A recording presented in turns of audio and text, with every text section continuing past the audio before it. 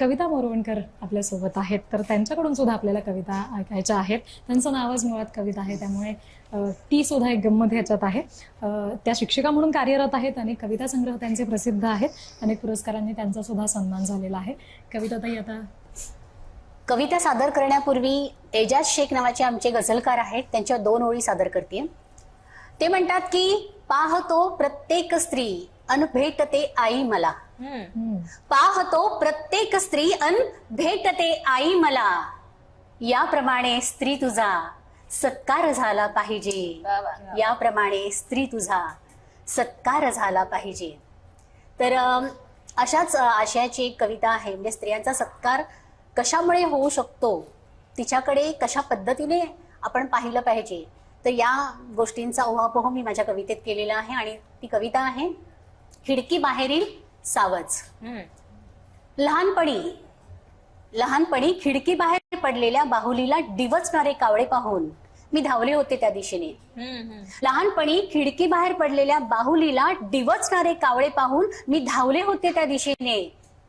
मी उचलून कवटाळलं होतं तिला माझ्या बाहुपाशात. त्यावेळी टचकन पाणी आलं होतं डोळ्यातून.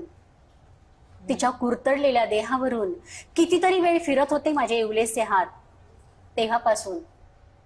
तेव्हापासून सावजावर झेपावलेल्या कावळ्यांचा कर्कश आवाज ऐकून मी धावायचे खिडकीजवळ. मी भिरकावून द्यायचे त्यांच्या दिशेने हातात असेल ते. कावळे पांगायचे चोहीकडे. असं घडायचं कित्येकदा आणि आजही घडत आहे माझ्या अवतीभोवती. फरक एवढाच की कावळ्यांची जागा घेऊ लागली माणसं आणि बाहुलीच्या जागी सावज होतोय एक जिवंत देह माझ्यासारख्या एखादीचा. मला मात्र चाहूल लागत नाही त्याची. आताशा माझ्या हातही जात नाहीत खिडकी बाहेर काही भिरकावण्यासाठी. कारण मी मोठी झाले तशी मोठी झालीच नाही खिडकी. म्हणूनच मी ठरवलंय आता खिडकीच टाकायची काढून. मी मोकळी करायची वाट हातात असेल ती भिरकावण्यासाठी. निदान त्यामुळे तरी सुटका होईल एखाद्या निरपराध देहाची. मी तिच्यासोबत माझीही.